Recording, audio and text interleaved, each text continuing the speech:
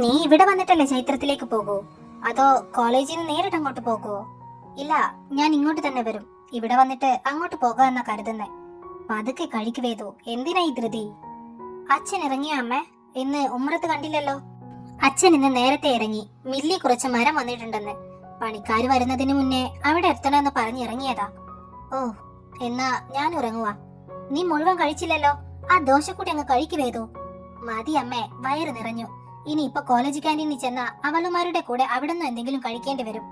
അതിനെന്താ, അവിടെ നിന്നും കഴിക്ക്. ആ, കൊള്ളാം. അധികമായ ഞാൻ ക്ലാസ്സിൽ കിടന്നുറങ്ങും. അത് കണ്ടിട്ട് വേണം അമ്മയുടെ മരുമോനും മോനും എന്നെ ക്ലാസ്സിൽ നിന്ന് എടുത്ത് പുറത്തിടാൻ. എനിക്കങ്ങും വയ്യ റിസ്ക് എടുക്കാൻ. അല്ലേലെ അമ്മയുടെ മരുമോന് എന്തേലും കിട്ടാൻ കാത്തിരിക്കുക. ഏത് സമയത്ത് അന്യനും അമ്പയും റെമ്മോയും കേറി വരുന്നതെന്ന് ഓർക്കാൻ പോലും കഴിയില്ല.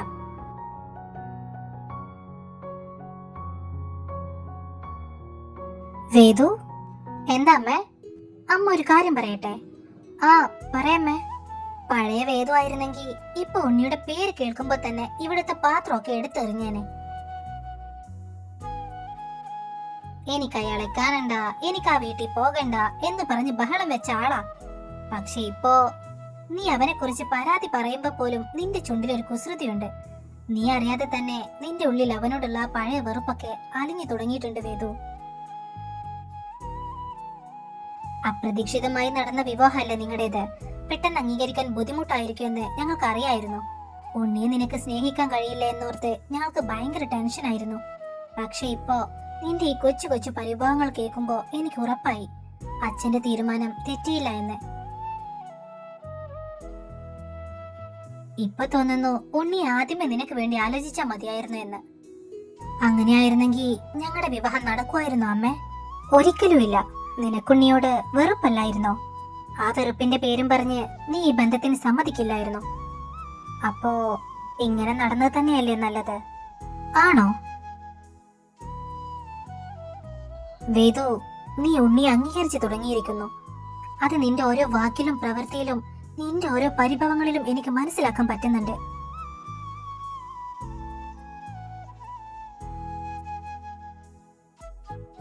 എങ്ങനെ ഉണ്ടായിരുന്ന പെണ്ണ ഉണ്ണി എന്ന് കേൾക്കുമ്പോഴേ ഈ നാട് വിടുവായിരുന്നു. ഇപ്പൊ കണ്ടില്ലേ വാല് മുറിഞ്ഞ പോലെ നിക്കുന്നേ. ഓ, അമ്മ വലിയ സൈക്കോളജിസ്റ്റ് ഒന്നും ആകണ്ട. എന്റെ കഴുത്തിൽ താലി കെട്ടിയ മനുഷ്യനല്ലേ. അപ്പോ പഴയ പോലെ വെറുക്കാനൊന്നും പറ്റില്ലല്ലോ. അങ്ങനെയാണോ? ആ, അങ്ങനെ തന്നെ. ഞാൻ പോവാ. സൂക്ഷിച്ചു പോ. ഓ, ആയിക്കോട്ടെ. എന്റെ ഭഗവതി, അപ്രതീക്ഷിതമായി നടന്ന ഈ വിവാഹം കാരണം എന്റെ കുട്ടിയുടെ ജീവിതം നശിക്കുമോ എന്ന് പേടിച്ച് ഉറക്കമില്ലാതെ എത്രയോ രാത്രികളിൽ ഞാൻ കരഞ്ഞിട്ടുണ്ട്. ഈ അമ്മയുടെ ഉള്ളിലെ ആദി അത് നിനക്ക് മാത്രമേ അറിയൂ. പക്ഷെ ഇപ്പോ അവൾ ഉണ്ണിയെ കുറിച്ച് പരാതി പറയുമ്പോ പോലും ആ കണ്ണുകളിൽ ഞാൻ പഴയ വാശി കാണുന്നില്ല. വല്ലാത്തൊരു തിളക്കമാണ്, വല്ലാത്തൊരു സ്നേഹമാണ്. അവള് പോലും അറിയാതെ അവൾ ഉണ്ണിയുടേതായി മാറിക്കഴിഞ്ഞു. എന്റെ മോളുടെ ആ വികൃതിയും കുറുമ്പും സഹിക്കാൻ ഉണ്ണിയോളം വലിയൊരു തണൽ വേറെ ഇല്ലെന്ന് എനിക്കിപ്പോ ബോധ്യമായി. അവർക്കിടയിൽ ഇനിയൊരു വിള്ളൽ ഉണ്ടാകാതെ നീ കാത്തോളണേ എന്റെ Bhagavathi.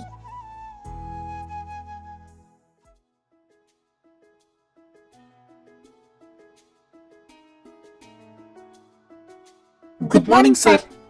Good morning. Sit.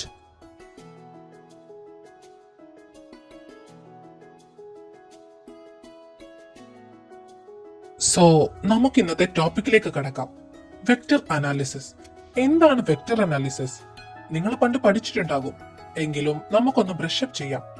Vector analysis is A branch of mathematics that deals with quantities that have both magnitude and direction. ലളിതമായി പറഞ്ഞ മാഗ്നിറ്റ്യൂഡും അതോടൊപ്പം കൃത്യമായൊരു ദിശയുള്ള അളവുകളെ കുറിച്ച് പഠിക്കുന്ന ഗണിതശാസ്ത്ര ശാഖയാണ് വെക്ടർ അനാലിസിസ്. എടി വേദു, ഇന്ന് നിന്റെ കഞ്ഞിയേട്ടൻ അത്ര നല്ല മൂഡിലല്ലല്ലോ. എന്നും ചിരിച്ചു കളിച്ച് ക്ലാസ് എടുക്കുന്ന ആള് ഇന്നൊരു എൻജോയ്മെന്റ് ഇല്ലാതെയാ ക്ലാസ് എടുക്കുന്നേ. പുള്ളിക്ക് എന്തോ പറ്റിയിട്ടുണ്ട്. എനിക്കും അത് തോന്നി. അന്നത്തെ ആ തുറന്നു പറച്ചിലിന് ശേഷം കുഞ്ഞേട്ടൻ ആകെ ഒതുങ്ങിക്കൂടിയ പോലെ. അപ്പോ ആ രഹസ്യക്കിളിയാണ് നിന്റെ കുഞ്ഞേട്ടന്റെ ഈ മാറ്റത്തിന് കാരണം. ചാൻസ് ഇല്ലാതില്ല. കാരണം കഞ്ഞേട്ടന്റെ മുഖം കണ്ടിട്ട് എനിക്ക് തോന്നുന്നേ മനസ്സിലുള്ള ഇഷ്ടം തുറന്നു പറയാൻ പറ്റാതെ എല്ലാം ഉള്ളിലൊതുക്കി നേർന്ന ഒരു കാമുകന്റെ ലക്ഷണമായിട്ടാ. കുഞ്ഞേട്ടന്റെ മുഖം കാണുമ്പോ എനിക്ക് എന്തോ ഒരു വിഷമം തോന്നുന്നു. എടി മൈ, എനിക്കതാരാന്ന് കണ്ടുപിടിക്കണം. നീ നിന്റെ സിക്സ്ത് സെൻസ് വെച്ചിട്ട് ഒന്ന് കണ്ടുപിടിച്ചു താ. അതിനെന്താ, നമുക്ക് കണ്ടുപിടിക്കാലോ. പക്ഷേ എനിക്കൊരു കണ്ടീഷൻ ഉണ്ട്. എന്ത് കണ്ടീഷൻ? വേറെന്ത്, ഈ മാസത്തെ ക്യാൻറ്റീൻ ചെലവ് മൊത്തം നിന്റെ വകയായിരിക്കണം. ഓ, അതിന്റെ ഇടയിൽ കൂടെ. പിന്നല്ലാതെ, നിന്റെ കുഞ്ഞേട്ടന്റെ പെണ്ണിനെ കണ്ടുപിടിക്കാന്നത് ചില്ലറ പണിയൊന്നുമല്ല. പ്രത്യേകിച്ച് പഠിക്കുന്ന ഒരു കുട്ടിയെ. ഇത്രയും സുന്ദരികളുള്ള കോളേജിൽ നിന്ന് ആ രഹസ്യ സുന്ദരിയെ മാത്രം കണ്ടുപിടിക്കണമെങ്കിൽ ധാരാളം ബുദ്ധി വേണം. ഈ ബുദ്ധി തെളിയണമെങ്കിൽ ആദ്യം എന്റെ വയറ് നിറയണം. എനർജി വേണ്ടേ? ഓ, സമ്മതിച്ചു. നീ ആളെ മാത്രം ഒന്ന് കണ്ടുപിടിച്ചതാ. ഈ മാസത്തെ മാത്രമല്ല, അടുത്ത മാസത്തെ ചെലവും ഞാൻ തന്നെ എടുത്തോളാം. എന്നാ ഓക്കെ. ആ രഹസ്യക്കിളി ഏത് പാതാളത്തിലായാലും കുഴപ്പമില്ല, ഏത് അപ്സരസ് ആയാലും കുഴപ്പമില്ല. അവളെ കണ്ടുപിടിച്ച് നിന്റെ കഞ്ഞിയേട്ടനെ സെറ്റാക്കി കൊടുത്തിട്ട് ഇനി ഈ മൈക്ക് വിശ്രമമുള്ളൂ. ഇത് ഈ മൈയുടെ വാക്കാ. എന്താ ഇവിടെ ഒരു അടക്കം പറച്ചിൽ? വേദിക, സ്റ്റാൻഡ് അപ്പ്. എന്താണ് ഒരു വെക്ടറും സ്കേലറും തമ്മിലുള്ള പ്രധാന വ്യത്യാസം? അത് സാർ, മാഗ്നിറ്റ്യൂഡ് മാത്രമുള്ള അളവുകളെ സ്കെയിലാർ എന്നും മാഗ്നിറ്റ്യൂഡും അതോടൊപ്പം ഡയറക്ഷനും ഉള്ള അളവുകളെ വെക്ടർ എന്നും പറയും. ഗുഡ്. ഡയറക്ഷൻ, അതാണ് പ്രധാനം. അത് ജീവിതത്തിലായാലും മാത്സിലായാലും കൃത്യമായൊരു ഡയറക്ഷൻ ഇല്ലെങ്കിൽ നമ്മൾ വെറുതെ വട്ടം കറങ്ങിക്കൊണ്ടിരിക്കും. അവിടെ ഇരുന്ന് സംസാരിക്കാതെ ബോർഡിൽ ശ്രദ്ധിക്ക്. കഞ്ഞിയേട്ടൻ ഇന്ന് നീൽ സാറിന്റെ റൂട്ടിലൂടെയാണല്ലോ സഞ്ചരിക്കുന്നത്. ക്ലാസ് എടുക്കും, എക്സാമ്പിളായിട്ട് ലൈഫും എടുക്കും. ഇവരൊക്കെ ഏത് യൂണിവേഴ്സിറ്റിയിൽ നിന്നാണാവോ ഈ തത്ത ചിന്തകൾ പഠിച്ചത്? അടങ്ങിയിരിക്കടി, അടുത്തത് നിന്നെയാകും പുള്ളി പിടിക്കുന്നത്. ഓ,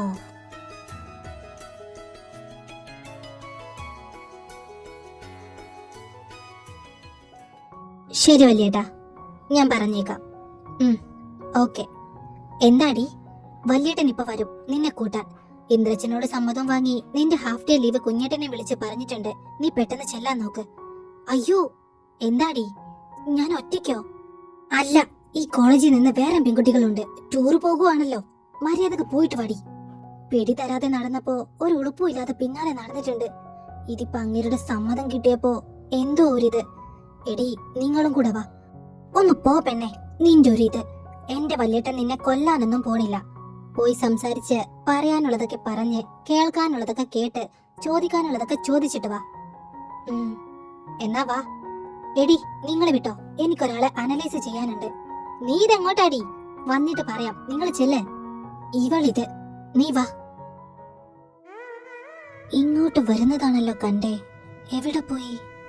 ഇനി വല്ല ബുക്കിന്റെ ഉള്ളിലും കുടുങ്ങിയോ?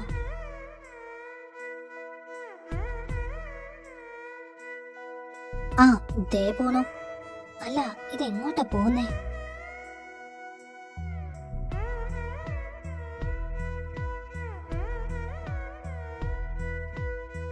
അയ്യേ, ബുക്ക് എടുക്കാനാണോ ഇത്രയും കഷ്ടപ്പെട്ട് കഞ്ഞേട്ടൻ ലൈബ്രറി വന്നേ? ചിലപ്പോ ആ കിളി ഇവിടെ വരാൻ ചാൻസ് ഉണ്ട്. അതാകും കഞ്ഞേട്ടൻ നീൽ സാറിനെ പോലും വിളിക്കാതെ ഇങ്ങോട്ട് വന്നേ. നോക്കാം.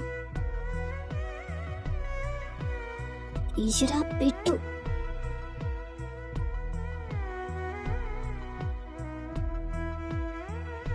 നിർമ്മയി. ആ സർ. എന്താ സർ? താനെന്താ ഇവിടെ?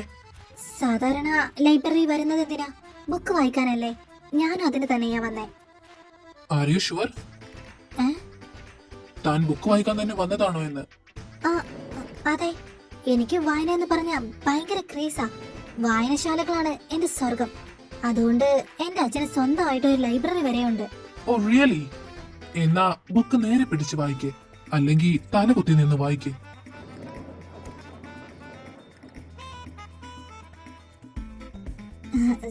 സോറി സർ, അത് ബുക്ക് പെട്ടെന്ന് എടുത്തപ്പോ തല തിരിഞ്ഞു പോയതാ. താൻ ഒറ്റയ്ക്കേ ഉള്ളോ? വേദ എവിടെ? അവള് ഐശുവിനെ കൊണ്ടുവിടാൻ ഗേറ്റ് വരെ പോയേക്കുവാ. ഓ, അപ്പോ നീ എന്താ അവരുടെ കൂടെ പോകാതിരുന്നേ? സാധാരണ മൂന്നും ഫെവിക്കോൾ ഒട്ടിച്ച പോലെയാണല്ലോ. അത് എനിക്കൊരു ബുക്ക് എടുക്കാനുണ്ടായിരുന്നു, അതാ. എന്നാ ഞാൻ ക്ലാസ്സിൽ പോകുവാ. സാർ വായിച്ചോ.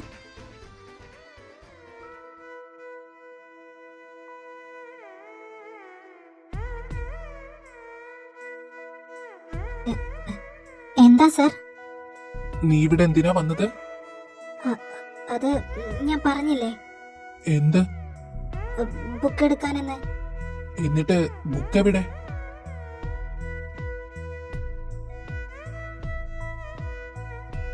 എന്റെ ഭഗവതി, പെട്ടല്ലോ. അടുത്തത് എന്ത് കള്ളം പറയുമെന്ന് ആലോചിക്കുവാണോ? നീ ഇവിടെ മറ്റെന്തിനും ആവശ്യത്തിന് വന്നതാണെന്ന് എനിക്ക് മനസ്സിലായി. മറ്റെന്താവശ്യത്തിന്? ഞാൻ ബുക്ക് എടുക്കാൻ തന്നെ വന്നയാ. ഞാൻ കണ്ടുപിടിച്ചോളാം. ഇപ്പൊ മോള് ക്ലാസ്സിലേക്ക് ചെല്ല്. Thank you sir. രക്ഷപ്പെട്ട്.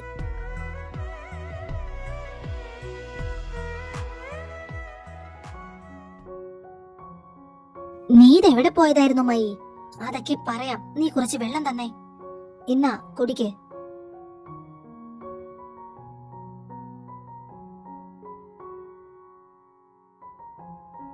ഇനി പറ, ഇത്രയും നേരം നീ എവിടെയായിരുന്നു? ഞാൻ നിന്റെ കഞ്ഞേട്ടന്റെ പിറകെ പോയതാ. കുഞ്ഞേട്ടന്റെയോ? എന്തിന്? അങ്ങേരെ ലൈബ്രറിയിലേക്ക് പോകുന്നത് കണ്ടു, പിന്നാലെ വെച്ച് പിടിച്ചതാ. ആ കിളിയെക്കുറിച്ച് എന്തേലും തുമ്പ് കിട്ടിയാലോ എന്ന് കരുതി. എന്നിട്ടെന്താ? നിന്റെ കഞ്ഞേട്ടൻ എന്നെ കയ്യോടെ പൊക്കി. ഇത്രയും നേരം എന്നെ വിചാരണ ചെയ്യുമായിരുന്നു. എന്താ? എന്നിട്ട് നീ എന്തെങ്കിലും പറഞ്ഞോ കുഞ്ഞേട്ടനോട്? ഏയ്, കൂടുതൽ ചോദിക്കുന്നതിന് മുന്നേ ഞാൻ ഒരു വിധത്തിൽ അങ്ങ് ഓരിപ്പോന്നു. ഹോ, സമാധാനം. നമ്മുടെ ഉദ്ദേശം എന്താന്ന് അറിഞ്ഞിരുന്നേ തീർന്നേനെ എല്ലാം. ഇപ്രാവശ്യം എന്തായാലും ചീറ്റി. നെക്സ്റ്റ് ടൈം ഞാൻ കയ്യോടെ കണ്ടുപിടിച്ചിരിക്കും.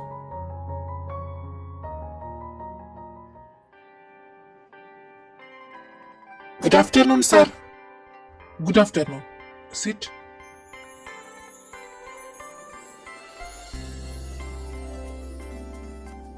ഭാര്യയും ഭർത്താവും ഇന്ന് മാച്ചിങ് ആണല്ലോ.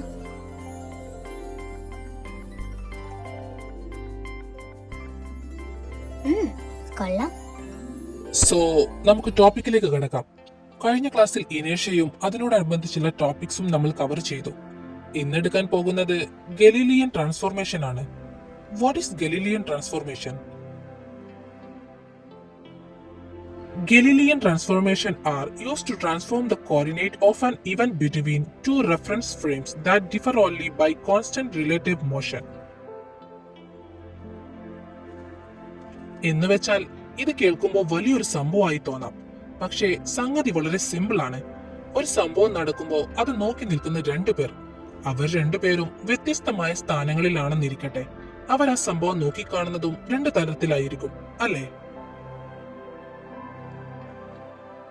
ഫോർ എക്സാമ്പിൾ, രണ്ടുപേര്, ഒന്നാമത്തെയാൾ ഒരു കാര്യത്തിൽ ഏർപ്പെട്ടിരിക്കുന്നു. രണ്ടാമത്തെയാൾ ദൂരെ നിന്നും ഒന്നാമത്തെയാളെ നോക്കിക്കാണുന്നു.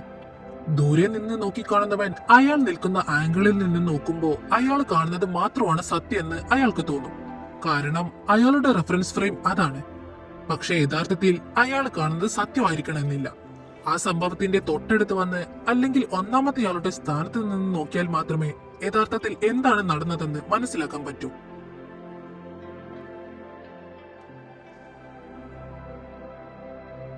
ജീവിതത്തിലും നമ്മൾ പലപ്പോഴും മറ്റുള്ളവരെ തെറ്റിദ്ധരിക്കുന്നത് ഇങ്ങനെയാണ്. നമ്മൾ ഒരു സൈഡിൽ നിന്നും മാത്രം കാര്യങ്ങൾ നോക്കിക്കാണുന്നു. അയാൾ ചെയ്തത് തെറ്റാണ്, അയാൾ ചതിച്ചു, അയാൾ ക്രൂരനാണ് എന്നൊക്കെ നമ്മൾ പെട്ടെന്ന് വിധി എഴുതും. കാരണം നമ്മൾ നിൽക്കുന്ന ആ ആംഗിളിൽ നിന്ന് നോക്കുമ്പോൾ നമുക്കത് ശരിയായി മാത്രമേ തോന്നൂ. പക്ഷെ യഥാർത്ഥത്തിൽ അവിടെ എന്താണ് നടന്നതെന്ന് അറിയണമെങ്കിൽ നമ്മൾ മറ്റു ഫ്രെയിമിലേക്ക് കൂടെ ഒന്ന് നോക്കണം. ആ തെറ്റിദ്ധാരണകൾ മാറാൻ നമ്മൾ നമ്മുടെ ചിന്താഗതിയിൽ ഒരു മാറ്റം, അതായത് ഒരു ട്രാൻസ്ഫോർമേഷൻ വരുത്തണം. അപ്പോൾ മാത്രമേ യാഥാർത്ഥ്യം എന്താണെന്ന് മനസ്സിലാക്കാൻ കഴിയൂ. ചില കാഴ്ചകൾ ദൂരെ നിന്ന് കാണുമ്പോൾ കൈപ്പുള്ളതായി തോന്നും, പക്ഷേ അടുത്തു ചെല്ലുമ്പോഴായിരിക്കും അതിന്റെ മാധുര്യം മനസ്സിലാക്കുന്നത്. അപ്പോ പറഞ്ഞു വന്നത് ഇത്രയുള്ളൂ. ഒരേ വേഗതയിൽ സഞ്ചരിക്കുന്ന രണ്ട് ഒബ്സർവേഴ്സ് ഒരു സംഭവത്തിന്റെ സ്ഥാനവും സമയവും എങ്ങനെ കണക്കാക്കുന്നു എന്ന് വ്യക്തമാക്കുന്ന ഗണിത നിയമങ്ങളാണ് ഗലീലിയൻ ട്രാൻസ്ഫോർമേഷൻ.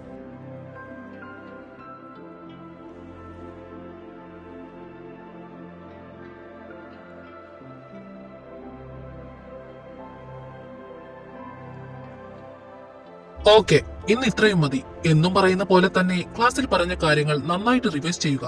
നമുക്ക് അടുത്ത ക്ലാസ്സിൽ ഇതിന്റെ പ്രോബ്ലംസ് ചെയ്യാം. ഓക്കെ? Okay sir.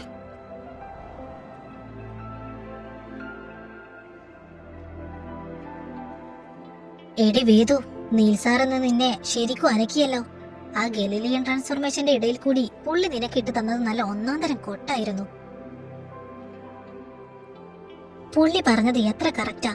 നീ ഇത്രയും കാലം അങ്ങേരെ വെറുത്തത് നീ നിന്റെ സൈഡിൽ നിന്നും മാത്രം ചിന്തിച്ചത് കൊണ്ടല്ലേ? സാറിനെ ഒന്ന് കേൾക്കാൻ പോലും തയ്യാറായില്ലല്ലോ. പോട്ടെ, ആദ്യമ പറഞ്ഞിട്ട് പോലും നീ വിശ്വസിച്ചില്ല. മൈ, ഞാൻ അനുഭവിച്ചതൊന്നും ആരും വിശ്വസിച്ചില്ലല്ലോ. അപ്പോ എനിക്ക് നിങ്ങൾ ആര് പറയുന്നതും വിശ്വസിക്കേണ്ട ആവശ്യമില്ല. ഞാൻ എന്റെ കണ്ണുകൊണ്ട് കണ്ടത് മാത്രമേ വിശ്വസിക്കൂ. എന്നാ നീ അത് വിശ്വസിച്ചോണ്ട് അവിടെ ഇരിക്കെ. നിന്റെ ലൈഫ് തന്നെയാണ് നീ ഈ കുളം തോണ്ടുന്നത്. അല്ല പിന്നെ ഞാൻ പോണു. നീ വരുന്നുണ്ടെങ്കി വാ.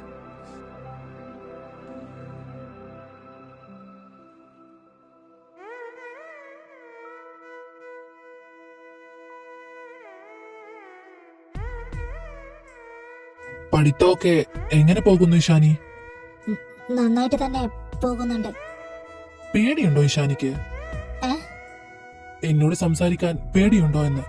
പേടിയല്ല ഡോക്ടറെ, വല്ലാത്തൊരു പരിഭ്രമം. ആദ്യമായിട്ടാണല്ലോ നമ്മളിങ്ങനെ.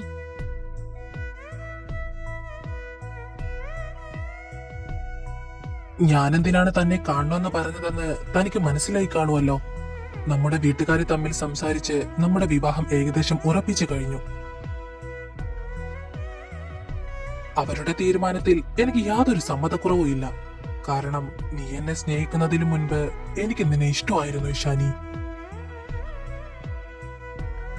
നിന്റെ ഇഷ്ടം എന്നോട് തുറന്നു പറഞ്ഞ ദിവസം ഒരു മറുപടി പോലും നൽകാതെ ഞാൻ അകന്നു നിന്നത് നിന്നെ വേദനിപ്പിക്കണമെന്ന് കരുതിയിട്ടല്ല, മറിച്ച് നമ്മൾ തമ്മിലുള്ള പ്രായവ്യത്യാസം ഓർത്തുള്ള ഒരു തരം പരിഭ്രമമായിരുന്നു എനിക്ക്. അതുകൊണ്ടാ ഞാൻ അന്ന് മൗനം പാലിച്ചത്. പക്ഷേ ആ മൗനത്തിനിടയിലും നീ പോലും അറിയാതെ നീ എന്റെ ഉള്ളിൽ സ്ഥാനം പിടിച്ചിരുന്നു ഇഷാനി.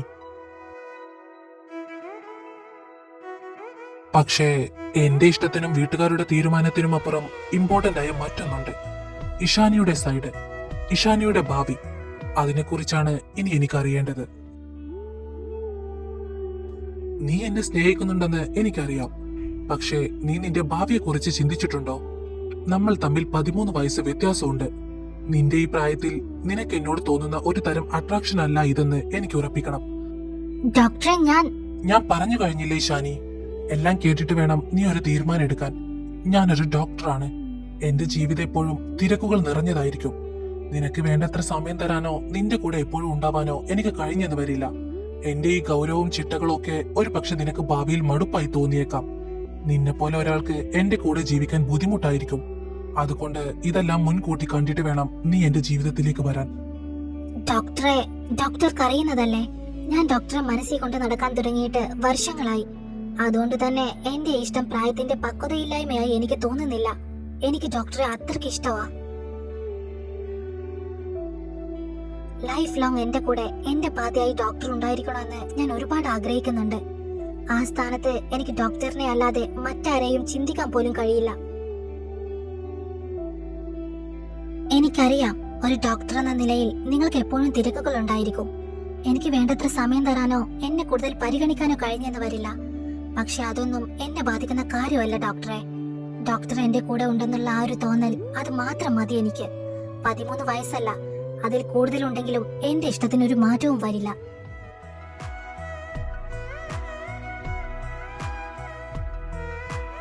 ഇത്രയും നേരം ഞാൻ ഓരോന്ന് പറഞ്ഞത് നിന്നെ വേദനിപ്പിക്കാനല്ല ഇഷാനി, മറിച്ച് നിന്റെ മനസ്സ് എത്രത്തോളം ഉറപ്പുള്ളതാണെന്ന് എനിക്ക് ബോധ്യപ്പെടണമായിരുന്നു. എന്നിട്ട് ബോധ്യപ്പെട്ടോ ഡോക്ടർക്ക്? എനിക്കിപ്പോ ഒരു കാര്യം മനസ്സിലായി. നീ വെറും ഒരു കൊച്ചുകുട്ടിയല്ല. എന്നേക്കാൾ നന്നായി എന്നെ മനസ്സിലാക്കാൻ നിനക്ക് കഴിയുമെന്ന് എനിക്ക് തോന്നുന്നു. ഈ 13 വയസ്സിന്റെ വ്യത്യാസമൊന്നും നമുക്കിടയിൽ ഒരു പ്രശ്നമാവില്ല, അല്ലേ? ഉറപ്പായിട്ടും ഇല്ല. ഡോക്ടർ സമാധാനമായിട്ട് സൺഡേ എന്നെ പെണ്ണ് കാണാൻ വാ.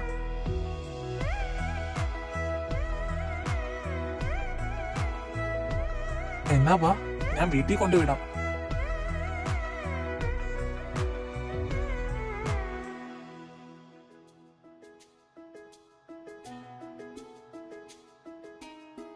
ഈ കാറെന്താ ഇവിടെ? എന്താടി വൈകിയേ? എന്നും വരുന്ന ബസ്സിൽ തിരക്കായിരുന്നമ്മേ. അതുകൊണ്ട് അടുത്ത ബസ് വരുന്നവരെ വെയിറ്റ് ചെയ്തു. നന്ദുവിന്റെ കൂടെ വരാൻ പറഞ്ഞാ കേക്കില്ലല്ലോ, പിള്ളേര് കാണും പോലും. എന്നിട്ട് അമ്മയുടെ നന്ദുമോൻ നേരത്തെ എത്തിയോ? നന്ദു മാത്രമല്ല, ഉണ്ണിയും വന്നിട്ടുണ്ട്. പെട്ടെന്ന് ചെന്ന് റെഡിയാകാൻ നോക്ക്. ഉണ്ണി നിന്നെ കൂട്ടാൻ വന്നതാ. അങ്ങീരെതിരെ ഇപ്പൊ വന്നേ, നൈറ്റ് വന്നാ പോരായിരുന്നോ? അങ്ങീരെന്നോ? ഉണ്ണി നിന്റെ ഭർത്താവാണ് വേദു. ഓ, എനിക്കറിയില്ലായിരുന്നു. വർത്താനം പറഞ്ഞോണ്ട് നിക്കാതെ ചെല്ല്. ആ, പോകുമ്പോ ആ കാപ്പിയും കൂടെ എടുത്തോ. വേണ്ട, ഞാൻ ഫ്രഷ് ആയി വന്നിട്ട് കുടിച്ചോളാം. അതിന് കാപ്പി നിനക്കല്ല, ഉണ്ണിക്കാ. അവന് ഫ്രഷ് ആകാൻ പോയിട്ടുണ്ട്. എന്താടി നോക്കി പേടിപ്പിക്കുന്നേ? വന്ന് വന്ന് അമ്മയ്ക്ക് സ്വന്തം മോളേക്കാൾ ഇഷ്ടം മരുമോനോടായിട്ടുണ്ട്. ആ അതെ, നീ സമയം കളയാതെ ഇതുമായിട്ട് ചെല്ലാൻ നോക്ക്.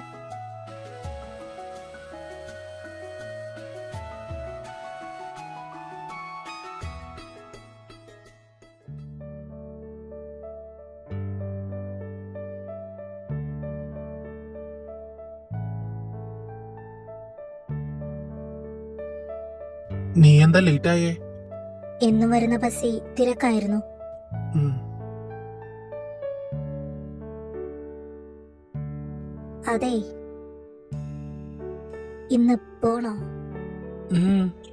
നിനക്ക് വരാൻ താല്പര്യമില്ലേ? അതല്ല, നാളെ സാറ്റർഡേ അല്ലേ, കോളേജ് ലീവാ. മാത്രമല്ല സൺഡേ ഐശുവിനെ പെണ്ണ് കാണാൻ പോണ്ടേ. അമ്മ ഇവിടെ ഒറ്റയ്ക്കല്ലേ, നമുക്ക് സൺഡേ മോർണിംഗ് വരാം. നീ ചെന്ന് റെഡി ആയിട്ട് വാ. ഉം.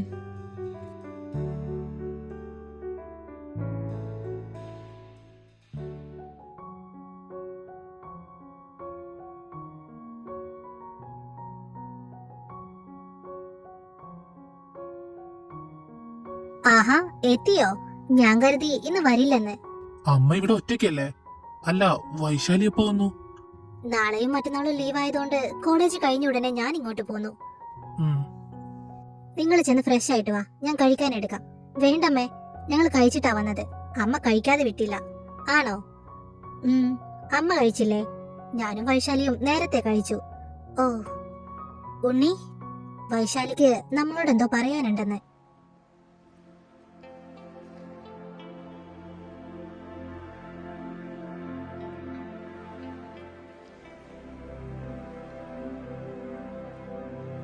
എങ്ങോട്ടാ?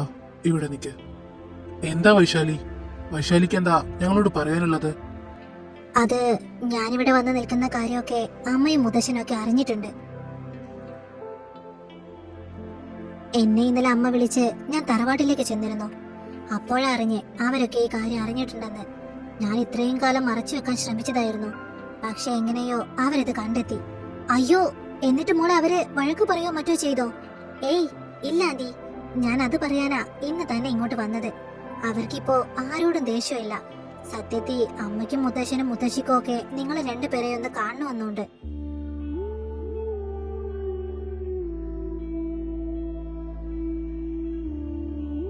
അന്ന് ചെയ്ത തെറ്റുകൾക്കൊക്കെ അവർക്കിപ്പോ കുറ്റബോധമുണ്ട്. നിങ്ങളോട് നേരിട്ട് മാപ്പ് പറയണമെന്നും മഹിയങ്ങളുടെ സ്ഥാനത്ത് ഇനി ഉണ്ണി വേണമെന്നുമാണ് മുത്തശ്ശൻ പറയുന്നത്. നിങ്ങളെ തിരികെ ആ തറവാട്ടിലേക്ക് വിളിക്കാനാണ് അവരുടെ തീരുമാനം. വർഷങ്ങൾക്ക് ശേഷം ഇങ്ങനെ ഒരു മാറ്റം അവർക്ക് എങ്ങനെ വന്നു വൈശാലി? അന്ന് എന്റെ അച്ഛൻ പ്രായപൂർത്തിയായ ഒരു പെണ്ണിനെയും കൊണ്ട് തെരുവിലേക്ക് ഇറങ്ങി. അന്നില്ലാത്ത എന്ത് മനസാക്ഷിയാ ഇപ്പൊ അവർക്കുള്ളത്? ഉണ്ണി, അന്ന് അങ്ങനെയൊക്കെ ചെയ്യാൻ അവരെ പ്രേരിപ്പിച്ചത് അവരുടെ വാശിയായിരുന്നില്ലേ? പെട്ടെന്ന് മഹിയങ്ങളിനെയും ആന്റിയെയും ആ ഒരവസ്ഥയെ കണ്ടപ്പോ അവർക്ക് ഉൾക്കൊള്ളാൻ പറ്റി കാണില്ല. ഇന്നിപ്പോ അവർക്ക് അവരുടെ തെറ്റ് മനസ്സിലായി. അതാണ് അവർ ഇങ്ങനൊരു തീരുമാനം എടുത്തത്. എന്റെ അച്ഛൻ മരിക്കുന്നതിന് മുന്നേ ആയിരുന്നു ഈ തീരുമാനമെങ്കിൽ ഒരു പക്ഷെ ഞങ്ങൾ ഇത് അംഗീകരിച്ചേനെ വൈശാലി. എന്നാ ഇപ്പോ അച്ഛൻ ഈ ലോകത്തില്ല. അതുകൊണ്ട് തന്നെ അച്ഛൻ ഉപേക്ഷിച്ചതൊന്നും ഞങ്ങൾക്കും വേണ്ട. ഉണ്ണി, നീ പറഞ്ഞല്ലോ മഹയങ്ങൾ ഉണ്ടായിരുന്നെങ്കിൽ ഒരു പക്ഷെ അംഗീകരിച്ചേനെ എന്ന്. അത് തന്നെ ആയിരിക്കില്ലേ ഇപ്പോഴും മഹയങ്ങൾ ആഗ്രഹിക്കുന്നത്? എല്ലാം മറന്ന് നിങ്ങൾ സന്തോഷത്തോടെ ജീവിക്കണമെന്ന്. നിങ്ങൾ രണ്ടുപേർക്കും സ്വന്തമെന്നും ബന്ധമെന്നും പറയാൻ ആരെങ്കിലൊക്കെ വേണമെന്ന്.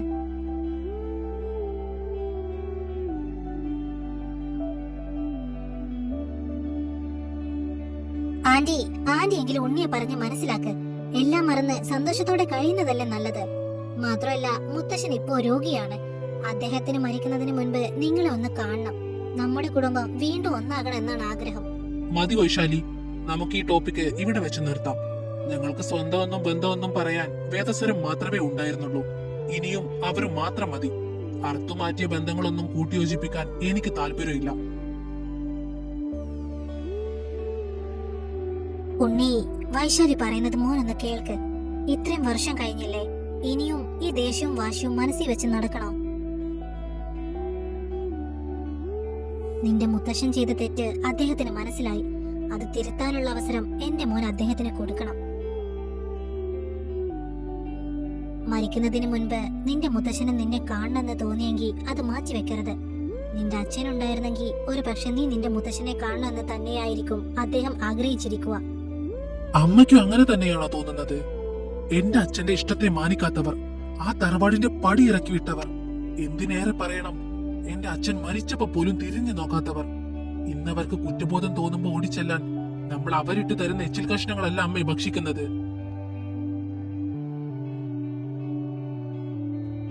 എനിക്കാരോടും ദേഷ്യവുമില്ല വാശിയുമില്ല എന്ന് കരുതി എന്റെ അച്ഛനെയും അമ്മയും ഇറക്കി വിട്ട തറവാട്ടിലേക്ക് ഞാൻ വരുമെന്ന് ആരും പ്രതീക്ഷിക്കണ്ട.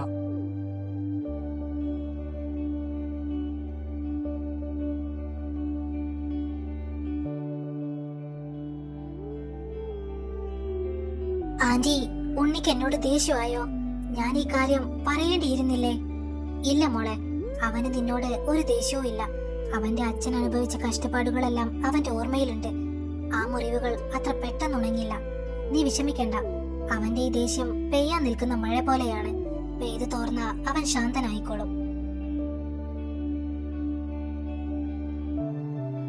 വേദു, നീ ചെന്ന് അവനെ ഒന്ന് നോക്കുമോളെ. അവനിപ്പോ ആകെ അസ്വസ്ഥനായിരിക്കും. നീ കൂടെയുള്ളപ്പോ അവൻ ഓക്കെ ആയിക്കോളും. ശരി.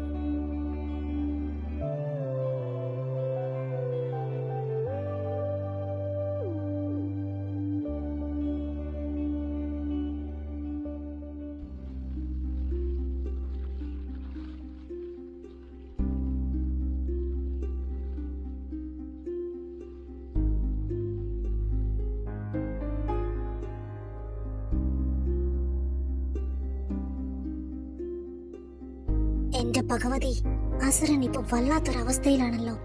ഇപ്പൊ അടുത്ത് ചെന്ന് പൊട്ടിത്തെറിക്കുമെന്ന് ഉറപ്പാ. ഫ്രഷ് ആയിട്ട് മിണ്ടാതെ വന്ന് കിടന്നുറങ്ങാം.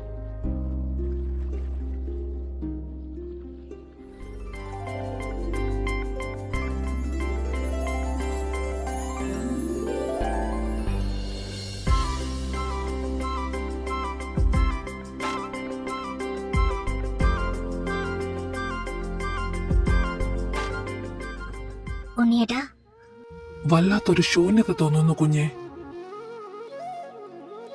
അച്ഛൻ മരിക്കുമ്പോ പോലും അവരാരും വന്നിട്ടില്ല. എന്നിട്ടിപ്പോ എന്തിനാ അവരൊക്കെ സ്നേഹം കാണിക്കുന്നത്? എനിക്കാരോടും ദേഷ്യവും ഇല്ല വാശിയും ഇല്ല. പക്ഷേ എനിക്ക് അങ്ങോട്ട് തിരിച്ചു പോകാനും പറ്റില്ല. എന്റെ അച്ഛൻ അനുഭവിച്ച കഷ്ടപ്പാടുകൾ ഓരോന്നോരോന്നായി എന്റെ മുന്നിൽ മിന്നിമറിയുകയാണ്. ഉണ്ണിയേട്ടൻ അതെല്ലാം വിട്ടേക്ക്. എങ്ങനെ വിട്ട് കളയാനാ കുഞ്ഞെ? ചില കാര്യങ്ങൾ നമ്മുടെ ഓർമ്മകളിൽ നിന്നും ഒരിക്കലും മായില്ല. കുഞ്ഞിനറിയുമോ എന്റെ അച്ഛൻ ഏറ്റവും കൂടുതൽ തകർന്നു പോയത് എന്നാണെന്ന്? ഞാനും അച്ഛൻ ഒരു ദിവസം ടൗണിൽ പോയി. അന്ന് ടൗണിൽ നല്ല തിരക്കായിരുന്നു. ഏകദേശം 3 വയസ്സ് മാത്രം പ്രായമുള്ള ഒരു കുഞ്ഞ് അവന്റെ അമ്മയുടെ കൈ വിട്ട് നടുറോഡിലേക്ക് ഓടി. കയ്യിൽ നിറയെ ഷോപ്പിംഗ് ബാഗുകളുമായി നിന്നിരുന്ന ആ അമ്മയ്ക്ക് പെട്ടെന്ന് കുഞ്ഞിനെ പിടിക്കാൻ കഴിഞ്ഞില്ല. ആ കുഞ്ഞ് ഓടിച്ചെന്നത് പാഞ്ഞു വരുന്ന ലോറിക്ക് മുന്നിലാണ്.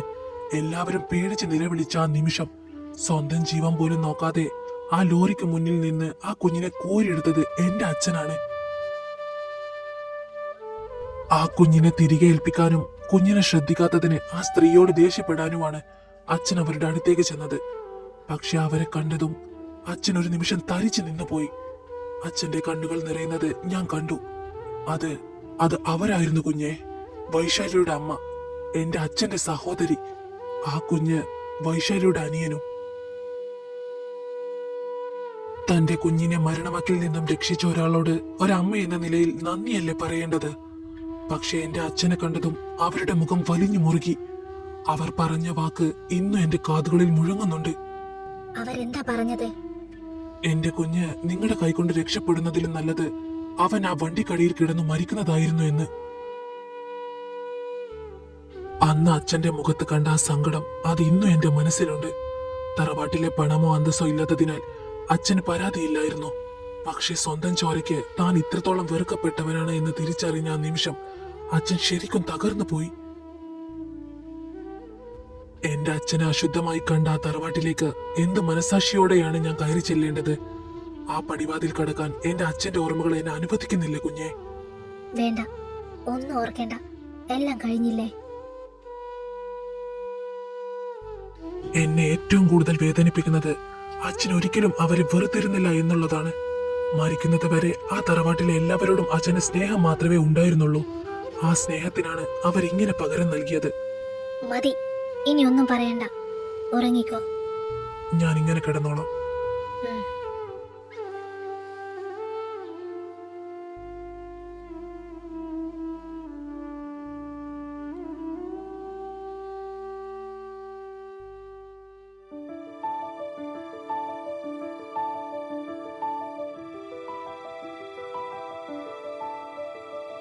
பூவாசம் புறப்படும் பெண்ணே நான் பூவரைந்தால் தீ வந்து ഇതുവരെ എണീറ്റില്ലേ?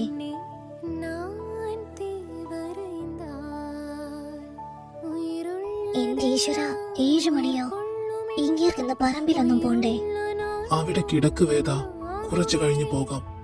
സമയം 7 കഴിഞ്ഞു. അതിനെന്താ, ഇന്ന് ലീവല്ലേ? പറമ്പിൽ പോകുന്നില്ലേ? ഉംഹും. അമ്മ അന്വേഷിക്കും. ഇല്ല. അവരെന്ത് വിചാരിക്കും? എണീക്ക്. അവരെന്ത് വിചാരിക്കാൻ? ഇനി വിചാരിച്ചാലും എനിക്കൊന്നുമില്ല. നീ എന്റെ ഭാര്യയല്ലേ? അസുരൻ. യഥാർത്ഥ സുരനെ എന്റെ കുഞ്ഞ് കണ്ടിട്ടില്ല. എനിക്ക് കാണണമെന്നില്ല.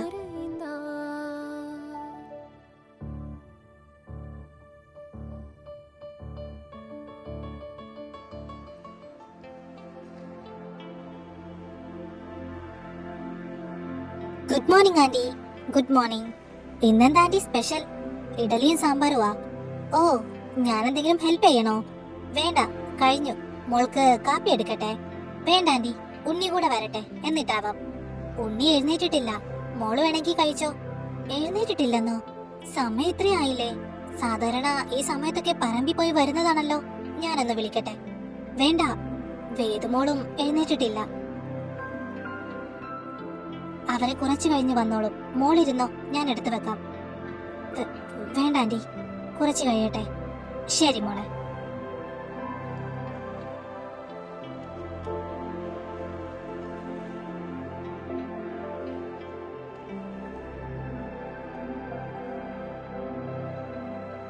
ചേച്ചി എന്താ രാവിലെ തന്നെ ഞങ്ങളുടെ റൂമിന് മുന്നിൽ? ഞാൻ ഉണ്ണിയെ വിളിക്കാൻ വന്നതാ. എന്തു വന്നാലും കറക്റ്റ് സമയത്തിന് എണീക്കുന്ന ആളായിരുന്നു ഉണ്ണി. ഇത്ര വൈകിയൊന്നും ഉണ്ണി ഉണരാറില്ല. അത് ചേച്ചി, ഞങ്ങൾ ഇന്നലെ ഉറങ്ങിയപ്പോ ഒരുപാട് താമസിച്ചു. മാത്രമല്ല, 2 പേർക്കും ഭയങ്കര ക്ഷീണം. അതാ എഴുന്നേൽക്കാൻ വൈകിയത്.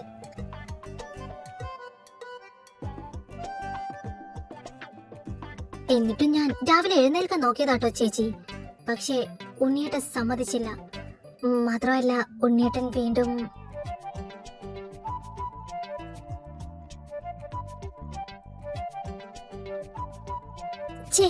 ഞാൻ ഇതൊക്കെ എങ്ങനെയാ ചേച്ചിയുടെ മുഖത്ത് നോക്കി പറയുക? എനിക്ക് നാണവാ. പോ ചേച്ചി.